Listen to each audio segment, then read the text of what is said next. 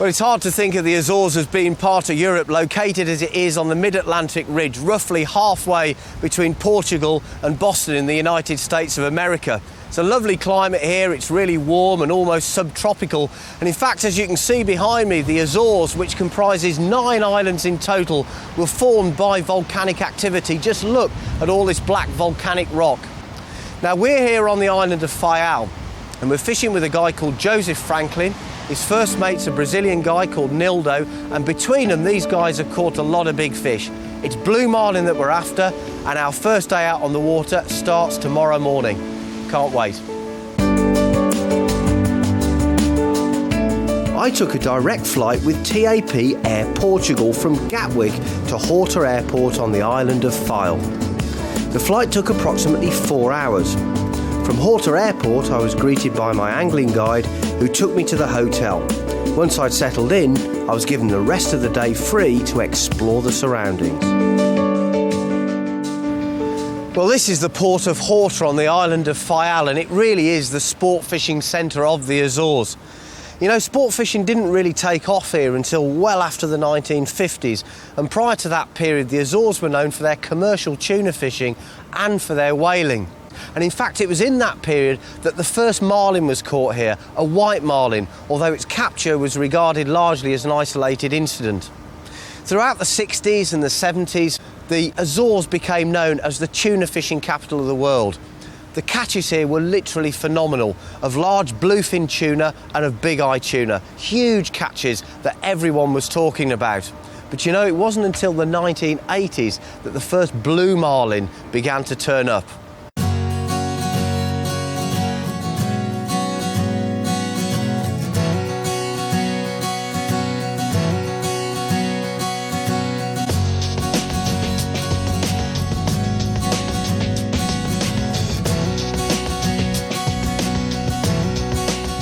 We've chosen a boat called Shanghai. It's skippered by a guy called Joe Frank, and the first mate there is a Brazilian lad called Nildo, and between them, these guys have caught some very, very big marlin indeed.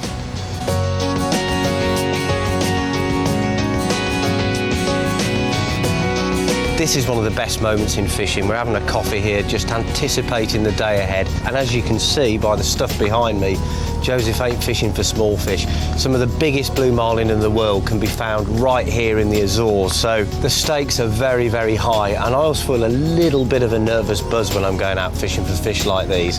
I think we've got a reasonable chance, but remember, this is blue marlin fishing and nothing's guaranteed.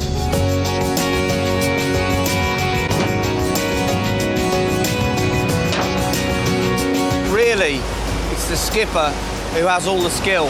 The angler's just the guy lucky enough to wind the fish in and hope that it doesn't come off.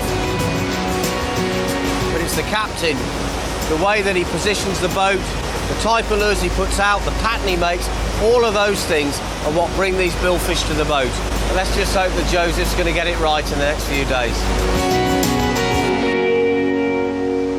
Well, for those of you who are unfamiliar with it, this is the most exciting place to be in the world of fishing when you get a marlin strike. This is the cockpit of Shanghai. It's a typical big game fishing boat, and if you've not seen this kind of kit before, well, it can be a little bit mind-blowing at first. It all seems very complicated. It's not too much so. Obviously, we've got a number of rods out here and they're very, very strong. They're almost like pool cues, but believe me, if you get a big blue marlin on, these rods will bend. And the reels, well, they're absolutely massive. These are 130 class outfits, so these reels are designed to hold a lot of 130-pound line. So we're running a spread of 4 lures at the moment, and if you look around the boat, on either side you'll see these outriggers. Now their job is to hold the lures away from the boat and basically give them a bait fish type formation behind this area here. So we've got the wash of the boat, and then skipping in the wake, just on the surface or just in the surface layers, we've got 4 lures. Now, as far as a marlin's concerned, he'll probably be woken up and excited by the throbbing of the engine noise of the boat. He comes in to take a look, and then he sees these lures skipping along the surface, and to him, they're basically small fish trying to keep up with the main group, and of course, they're very, very vulnerable. If we get a bite, then what will happen is the marlin will probably hit the lure with his bill like this to stun it because he thinks it's a live fish. The line then will pull out of one of these outrigger clips, and then when the reel starts grinding and making all sorts of tortured noises, that's when pandemonium starts. It's absolutely amazing.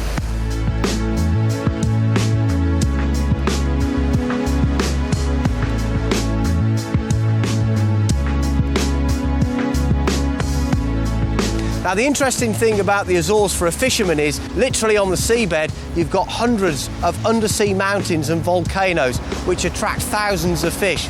People have actually been fishing here in the Azores since the year 7000 BC, catching tuna. So it's a real sport fishing capital of the world.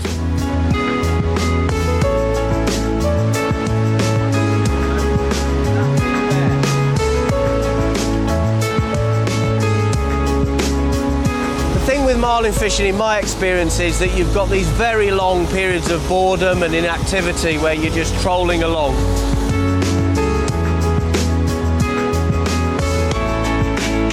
If you get a strike, there's nothing better in fishing. It's the most exciting moment in the world. The whole world just turns upside down. It's fantastic. But for now, we've got to wait.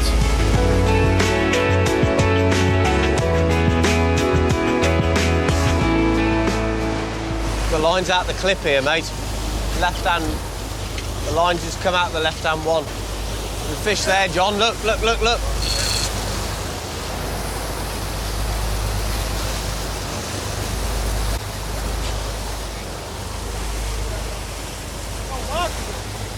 We've just had a marlin right up behind the boat there. It came and took a swipe at one of the lures and missed it, but it was a big, big fish. Saw it right on the surface. Maybe it'll come back. Sometimes they'll follow a long way.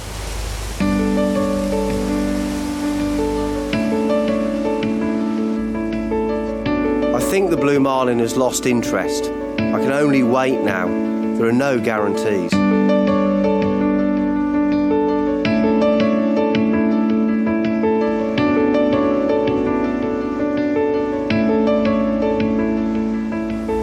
Well, that's a day without a fish, and you've got to remember here, we're fishing for just about the biggest blue marlin in the world, so they don't come along every 5 minutes.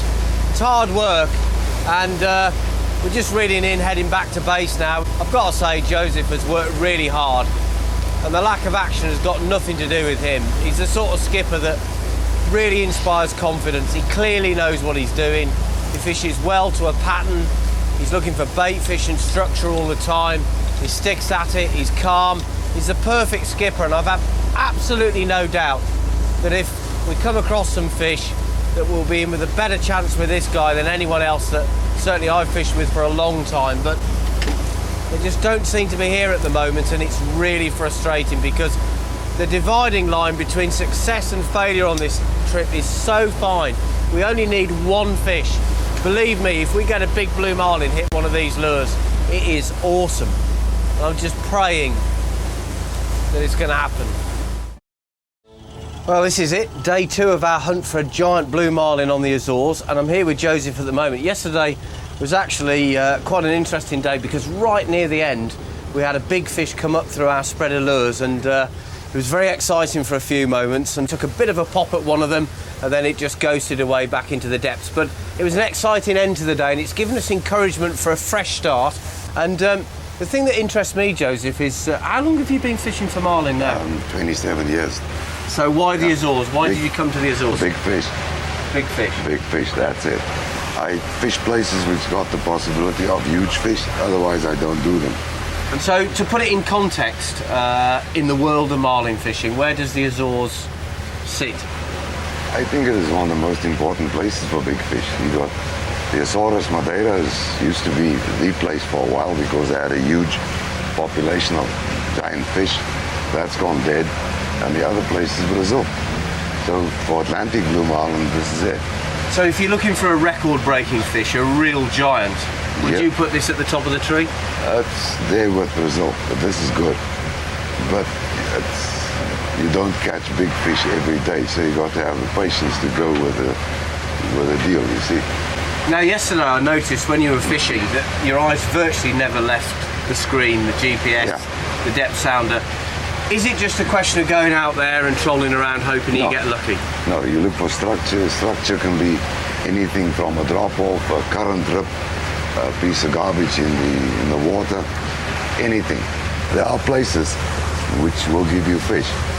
So underneath the ocean surface, you've basically got mountains, ridges, shelves, and that creates upwellings which attract bait fish, and that's what brings the predators in.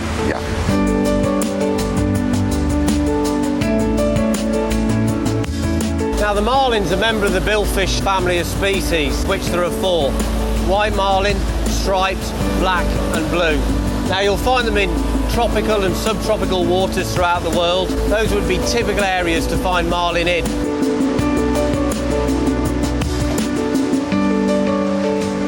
Now this is the fighting chair. It's the part of a big game fishing boat that most people will be familiar with. We've got the footrest down here, and of course basically the chair sits in the centre of the boat.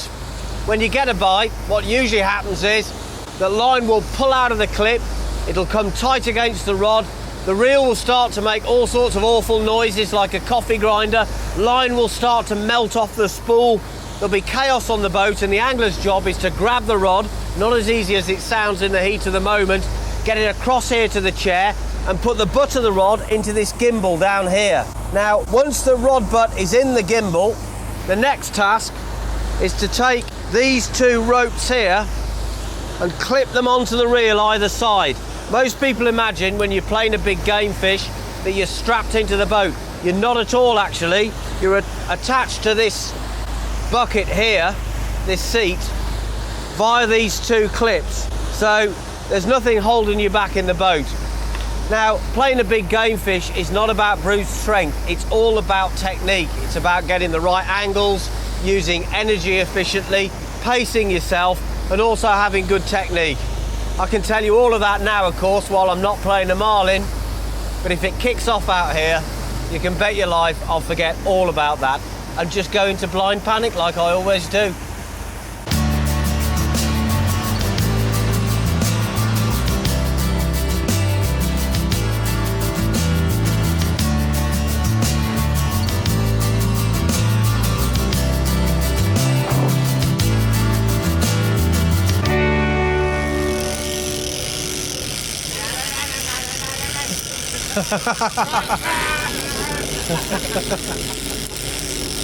This is not what we came for.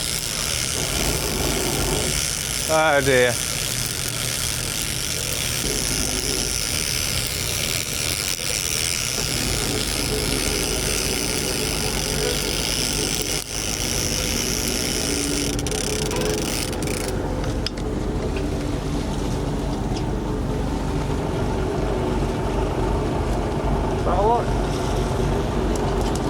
There you go. I suppose at least we've caught the dinner. We've had a lot of bad luck today, really, because the weather's been really, really rough. And we just caught a very small dorado, which, some consolation, we can at least eat it later on.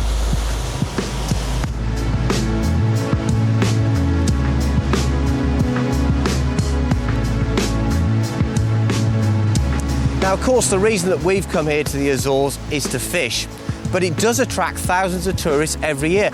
Gotta say, it's a very, very interesting set of islands to visit. Of course, because it's been formed by volcanic activity, you can go volcano watching, you can even go whale watching and dolphin watching out at sea, and the islands themselves are very quaint and very, very pretty.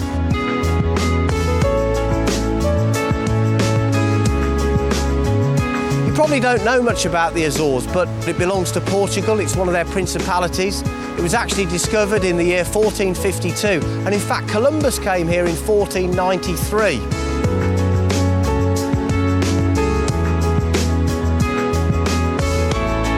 But if it's good food and great service you're after, don't come to the Azores, because much as our hotel's been very, very good, to be honest, the bars and restaurants have not been great. But we're here to fish and that doesn't particularly bother us. And the Azores is a fantastic fishing area which has a number of charter crews operating out of it.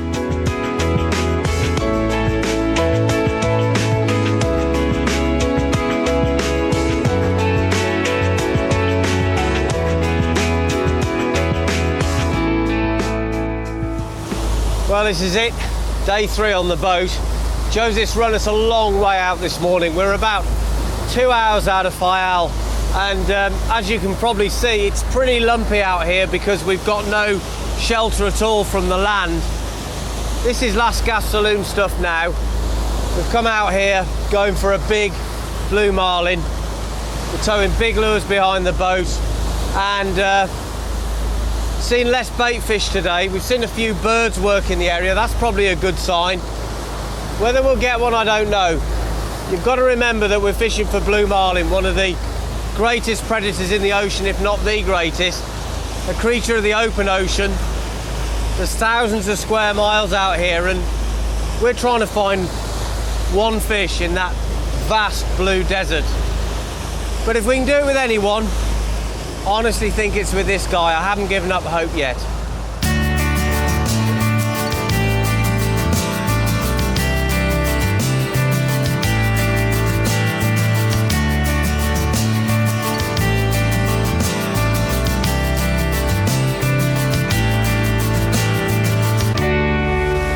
This is a very big lure. It's designed for catching big marlin, but basically this type of lure, they all kind of conform to a standard pattern. This is the leader here.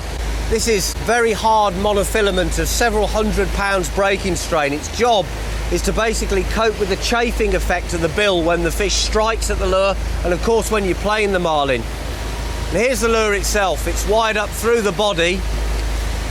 This head here forms the head of the fish. It's got big visible eyes. Some of these lures you can actually get with a softer type head. This one's actually a hard acrylic material. And then you've got this multicolored rubber skirt. These come in all sorts of color combinations. Underneath the skirt, we've got the hooks. Now these are rigged in tandem, facing in opposite directions, so that one of them hopefully will get a good hold in the billfish's mouth. And that's about it really. You certainly wouldn't want one of these as a wart on the end of your nose, but I'll tell you, they do catch fish.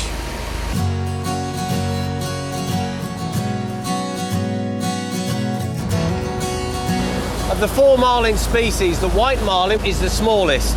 A very big white marlin would be about £100. Then you've got the striped marlin. These grow up to £400, but more typically £100 to £150 would be about average.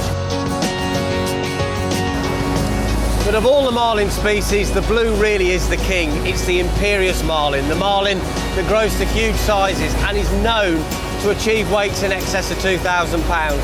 And if you want to catch one of these giant, magnificent fish, then of all the places in the world, the Azores would certainly be in the top 3. This is a place for a giant, a place for a record. That's what keeps him fishing here and guys like him.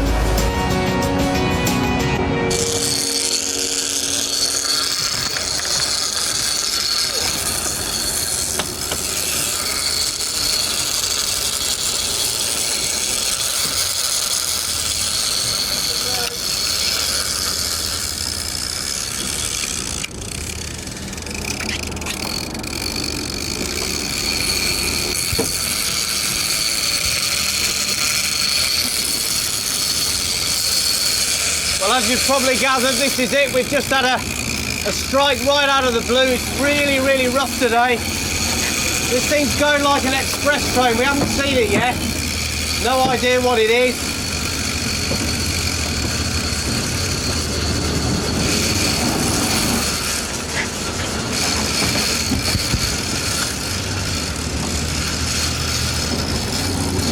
Are you tight there? Yeah, it's tight. Right. Right, we've just come tight on this fish.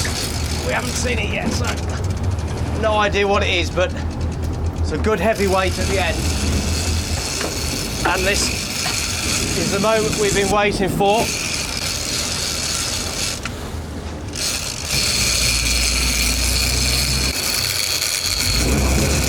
There she goes. Woohoo! There's the fish on the surface now. You've got to try and keep tight on it.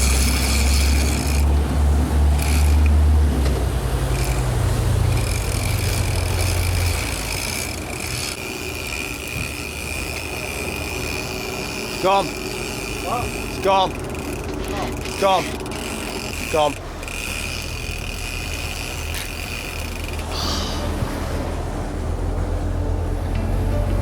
After all of that,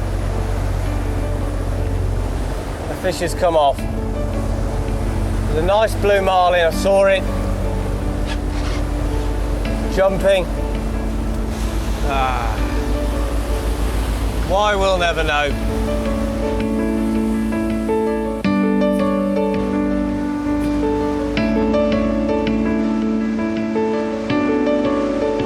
Blue marlin of maybe 350, 400 pounds. But that's fishing. At least we got a shot. And you know, it occurred to me that if you go anywhere in the world and you get a strike a day, which is what we've had, we've been here for 3 days, we've had 3 hits off marlin, 2 off blues, 1 off a white marlin. We didn't hang any of them on, but that's pretty good going really. And if you come to the Azores, I think you've got a really good chance of catching fish, especially with this guy. Definitely one of the best skippers I've ever worked with. And quite honestly, the next fish you hook up, it could be an absolute monster. So I've had a brilliant time, really enjoyed it. Will I come back? Definitely, definitely. The fishing season for blue and white marlin, tuna and swordfish is at its best between the months of July and October.